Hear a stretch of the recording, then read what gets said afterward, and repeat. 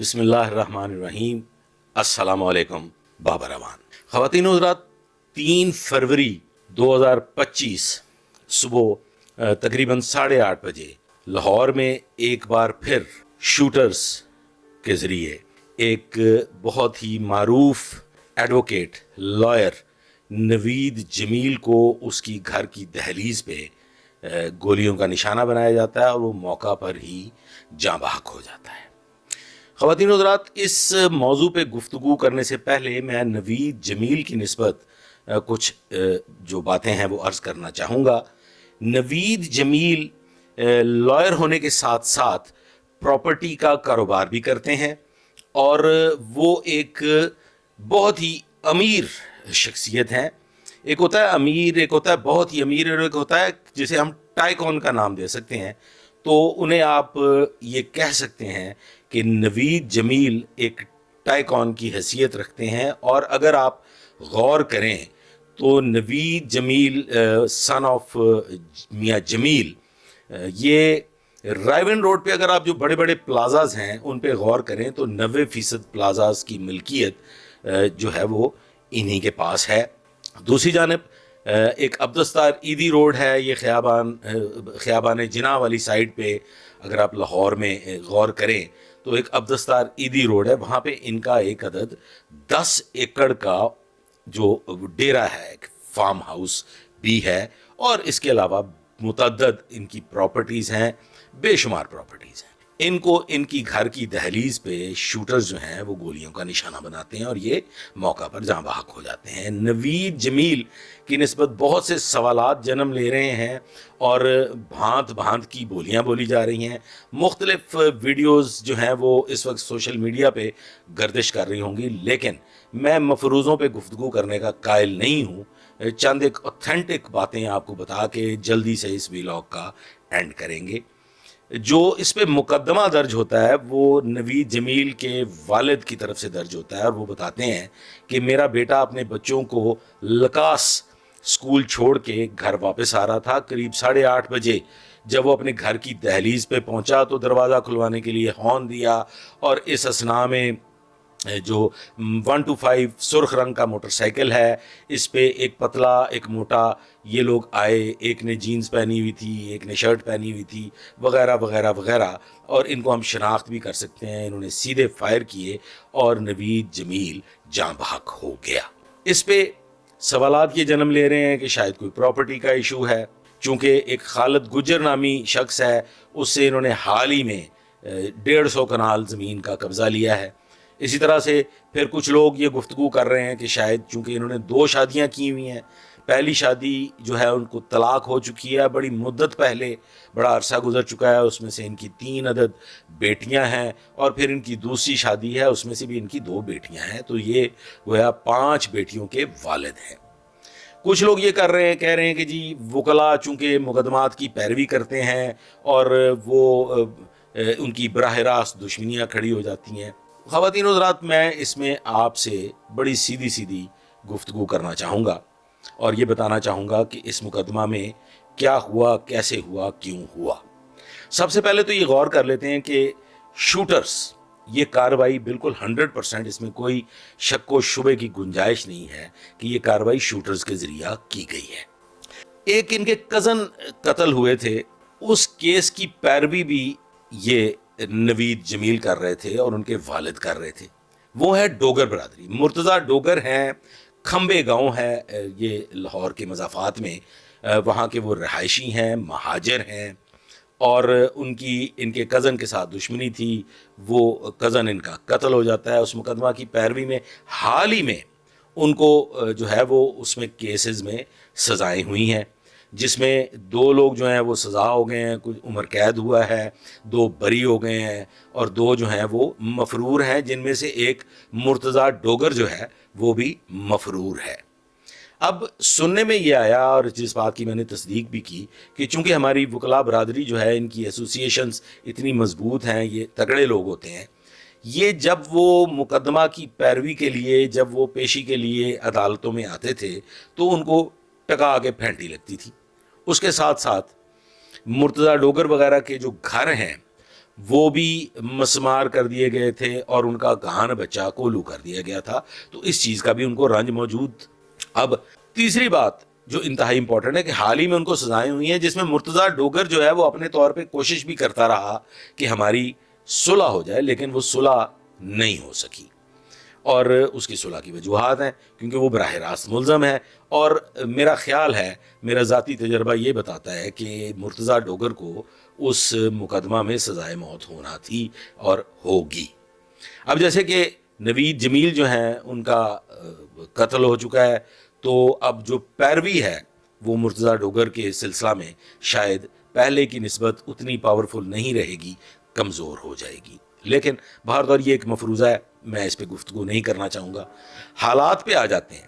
یہ قتل شوٹرز کے ذریعے ہوا، اس میں کوئی دوسری رائے نہیں ہے. بیوی والا جو پہلو ہے لوگ اس پہ بھی بات کر رہے ہیں کہ شاید چونکہ انہوں نے دوسری شادی کی تھی اور وہ دوسری شادی کو لے کے شاید سابقہ جو ان کی بیوی ہے اس کی طرف سے کوئی کارروائی ہوئی ہے. تو نہیں، میں اس بات کو نہیں مانتا، بڑی پرانی بات ہو گئی ہے. اور وہ ان خاتون کی جو بیٹیاں ہیں یہ ان کا 3 بیٹیوں کا باپ بھی تھا. اب آ جاتے ہیں شوٹرز پہ. میں یہ کیوں یقین سے کہہ رہا ہوں، چونکہ اس میں مرتضیٰ ڈوگر تو براہ راست انوالو نہیں ہے. مرتضیٰ ڈوگر کو وہ پہچانتے ہیں، وہاں پہ سی سی ٹی وی بے تحاشا موجود ہے، کیمراز لگے ہوئے ہیں. یہ سلطان ٹاؤن کا واقعہ ہے خواتین حضرات. تو جب یہ سلطان ٹاؤن میں انٹر ہوتے ہیں وہاں پہ کیمراز ہیں. یہ جو شوٹرز ہیں انہوں نے ماسک پہنے ہوئے ہیں، ہیلمٹ پہنے ہوئے ہیں، ہونڈا 125 پہ یہ سوار ہیں اور یہ آتے ہیں اپوزٹ سائڈ سے، ون وے کی خلاف ورزی کرتے ہوئے یہ آتے ہیں. ریکی یہ ڈیفینیٹلی کر رہے ہوں گے. انہوں نے انتظار کیا کہ کس وقت نوید جمیل اپنے گھر پہنچتا ہے اور یہ تسلی سے ٹارگٹ کلنگ کر سکتے ہیں. تو ٹارگٹ کلنگ ہوتی ہے خواتین حضرات. بڑے ہی مشاق، بڑے ہی ماہر جو ہیں وہ شوٹرز ہیں. انہوں نے 3 فائر جو ہیں وہ براہ راست کیے ہیں جو ان کو سر میں لگتے ہیں خواتین حضرات. ایک فائر مس ہوتا ہے جو غالباً جلد بازی میں ہوا ہوگا اور وہ ان کی بازو میں لگتا ہے. اور وہ جو شوٹرز ہیں کیمرہ سے یہ پتہ چلتا ہے کہ وہ تسلی کر کے گئے ہیں. جب انہیں اس بات کا یقین ہو گیا ہے کہ یہ گولیاں پراپر نوید جمیل مرحوم مقتول کو لگ چکی ہیں اور وہ جاں بحق ہو چکا ہے، تو شوٹرز جو ہے وہ پھر وہاں سے جاتے ہیں.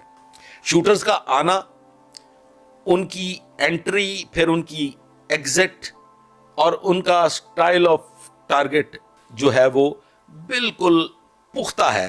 وہ کوئی انجان، کوئی نو آموز یا کوئی نااہل نالائق آدمی اس طریقے سے کلنگ نہیں کر سکتا. تو کیا اس سے یہ تاثر قائم ہوتا ہے کہ لاہور ایک بار پھر شوٹرز کی زد میں ہے؟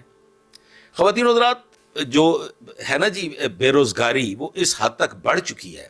جو بڑے شوٹرز ہیں، جو بڑے شوٹرز کاروائیاں کرتے رہے ہیں اور جو گینگسٹرز رہے ہیں، وہ تو لاہور میں بلکہ پاکستان میں بھی نہیں ہے. کم از کم لاہور میں تو نہیں ہے. وہ بیرون ملک جا چکے ہیں، تو ان میں سے تو یہ کسی کی کاروائی نہیں ہو سکتی.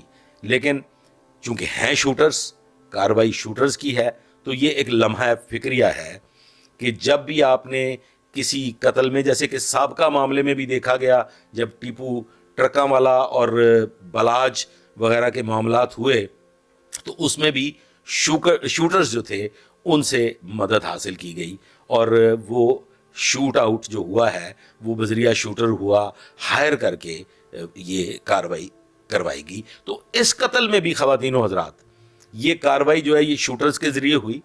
مرتضیٰ ڈوگر نے ڈیفینیٹلی شوٹرز کو ہائر کیا ہوگا چونکہ ان کے پاس اور کوئی راستہ نہیں تھا. ان کا بھی کھانا خراب ہو چکا تھا. کزن جو قتل ہوتا ہے نوید جمیل کا، اس کی پیروی اتنی مضبوط تھی اور وہ لوگ، یہ نوید جمیل وغیرہ اتنے سٹرونگ لوگ تھے، نوید جمیل اسپیشلی اور ان کے والد صاحب بھی، کہ پھر ڈوگروں کی ان کے آگے کوئی نہیں چلتی تھی. اور پھر لائر ایک اور بہت بڑا ایج ہے کہ لائر ہونے کی حیثیت سے عدالتوں میں تو ان کی سنوائی نہیں ہوتی تھی. تو پھر انہوں نے یہ فیصلہ کیا ہوگا کہ نوید جمیل جو ہے اس کو کسی بھی طریقے سے راستے سے ہٹا دیا جائے اور یہ کاروائی بذریعہ شوٹرز نوید جمیل کے مخالف گروپ ڈوگر گروپ نے کی ہے اور اس میں میری ذاتی معلومات کے مطابق 100% مرتضیٰ ڈوگر جو ہے وہ انوالو ہے، اور یہ کارروائی مرتضیٰ ڈوگر کے ذریعے کروائی گئی ہے۔ یہ ایک بہت بڑا مسئلہ ہے، ایک ایشو ہے کہ بے روزگاری کی وجہ سے شوٹرز ابھی بھی مل جاتے ہیں، اویلیبلٹی ان کی ہے، لیکن دوسری جانب خوش آئند بات یہ ہے کہ پولیس بڑی محنت کر رہی ہے، بڑی جو ہے وہ اس میں خصوصی کوشش کی جا رہی ہے۔ ایس ایچ او چونگ کی جانب سے بھی، ناصر حمید ایس ایچ او چونگ ہیں، بڑے ماہر پولیس آفیسر ہیں، پھر اس طرح سے جو چونگ کے ڈی ایس پی چونگ ہیں سی آئی اے کے، وہ بڑے ماہر پولیس آفیسر ہیں، فاروق اصغر اعوان۔ تو ان دونوں صاحبان کی جانب سے اس میں بڑی محنت کر رہے ہیں وہ، اور مجھے کبھی یقین ہے کہ جیسا کہ سی سی ٹی وی فوٹیجز بھی مل چکی ہیں اور ان کی انٹری ایگزٹس بھی کلیئر ہو چکی ہیں، اور اس کے علاوہ بھی آگے کافی پیش رفت ہے، تو امید ہے کہ چند دنوں میں یہ شوٹرز جو ہیں منطقی انجام تک پہنچیں گے۔ اس میں کوئی امر مانے نہیں ہے۔ لاہور پولیس کی کارکردگی پر، لاہور پولیس کی قابلیت پر کوئی شک نہیں کیا جا سکتا، لیکن جو مفروضے ہیں وہ انشاءاللہ تعالیٰ دم توڑیں گے۔ نہ تو یہ کوئی پراپرٹی کا مسئلہ نظر آ رہا ہے، چونکہ نوید جمیل کا کسی کے ساتھ کوئی پھٹا نہیں ہے۔ نوید جمیل نے نہ تو کسی کے پیسے دینے ہیں، نہ کبھی کسی کے پیسے مارے تھے، اور نہ ہی اور کوئی اس طرح کا نوید جمیل کی کوئی چیز سامنے آئی ہے کہ وہ کوئی قبضہ مافیا تھا اور کسی دیگر قبضہ مافیا کے ساتھ اس کا کوئی تنازع تھا۔ بیوی والا پہلو جو ہے وہ بھی بالکل انتہائی کمزور ڈسکشن ہے کہ بیوی کی جانب سے کارروائی ہوئی۔